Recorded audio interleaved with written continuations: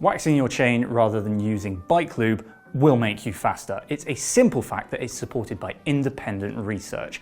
You might even be doing this at home, reaping the benefits of a cleaner, faster drivetrain. But some Tour de France teams don't bother. With the help of experts Xavier Disley, Dan Bigham and Jenko Drost. I'm going to tell you why in a moment.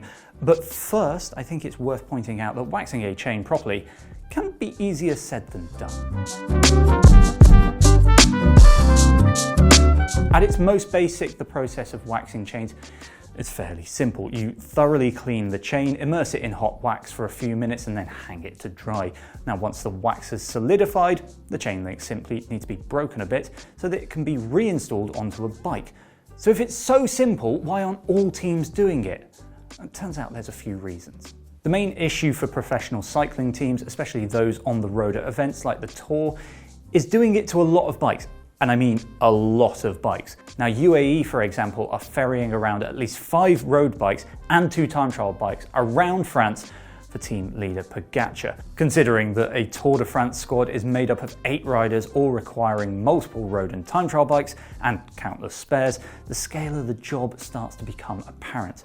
Now the team mechanics have only a few hours after each stage to clean the race bikes, so they typically use a pressure washer and a lot of degreaser to make the cleaning process as efficient as possible.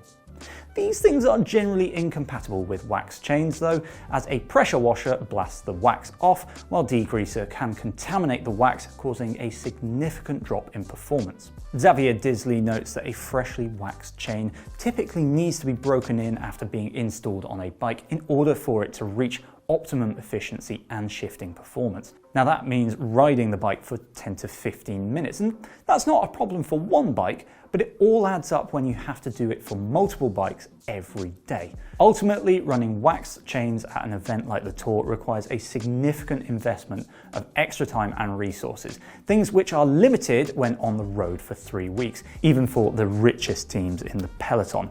Time, as the saying goes, waits for no tired mechanic. Beyond the extra time and resource running wax chains entails, there are also questions about whether it's actually worth it.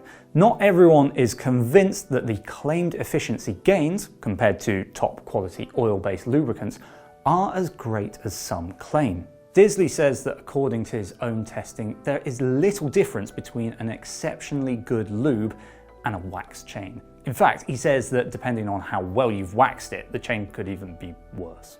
Dan Bigham of Ineos Grenadiers agrees, telling us that primarily the gains are coming from simply ensuring that you have a clean and properly lubed drivetrain.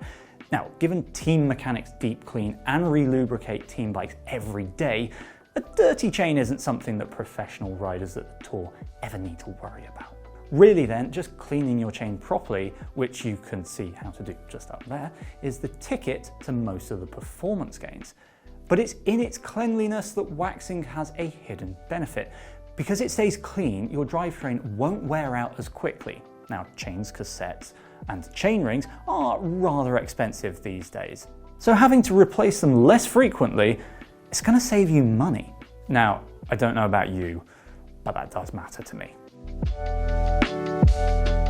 Lidl-Trek is all in on wax chains at this year's Tour thanks to a partnership with Belgian brand Cyclowax, who have provided the team with wax chains and, crucially, the equipment to re-wax them on the road. The brand also showed us a prototype automatic chain waxing machine which enables a chain to be re-waxed without taking it off the bike in about 30 minutes. It is a novel idea and one that may help teams to automate the process in the future. But for now though, Lidl-Trek has only one such machine, and considering how many bikes that they need to get through every evening, it's not going to solve the logistical headache. Instead, the team is mainly relying on the traditional methods, so that's heated ultrasonic immersion baths filled with Cyclowax's proprietary chain wax. This allows the mechanics to wax multiple chains in a single batch, but the chains must be removed from the bikes first. Some teams though also used a waxed-based drip lube. UAE, for example, uses Absolute Black's Graphene Lube, which is available in hot melt and drip form. As some amateur chain waxers do, the team could start with immersively waxed chains and then kind of top them up with the drip lube. This is a practical solution to many of the issues I've already mentioned, as it cuts down on the amount of times the chain needs to be removed from the bike in order to re-wax.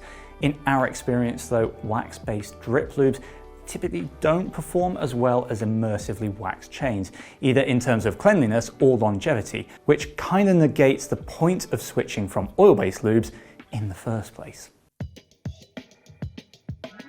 Even if there are ways for teams to make it work, it's also worth remembering that the Tour de France is a professional sporting event run for cold, hard profit.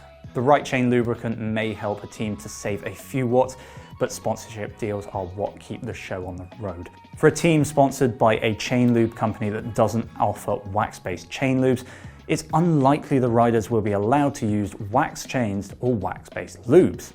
Ineos Grenadiers and EF Education EasyPost, for example, are both sponsored by Muc-Off, a brand which only makes oil-based chain lubes. Regardless of what Dan Bigham or the riders think about wax chains, sponsorship likely has the biggest influence on what chain lubricants the team use. Pro teams sometimes use non-sponsor correct equipment, of course, but doing so naturally risks damaging important commercial relationships. Of course, we might take Bigham's claim that Muc-Off's ludicrous AF chain lube is comparable to wax in terms of performance with sort of a pinch of salt, given that his employers have a prominent commercial relationship with the brand. But the same should apply to teams sponsored by brands producing wax-based chain lubes too.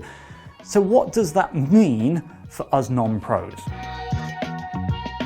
Well, as always, what's best for professional cycling teams isn't necessarily best for everyday riders.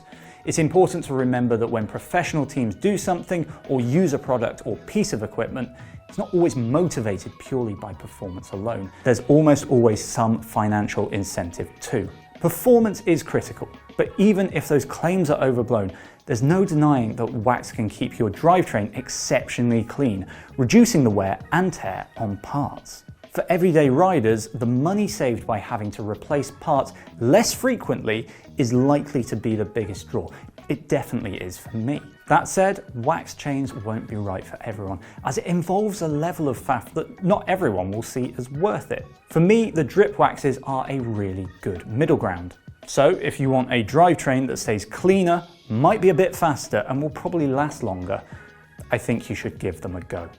Now, if you like this video, then why not check out our hottest bikes of the Tour de France? Oh God, there it is. Be a lamb and subscribe, and we will see you next time. Au revoir.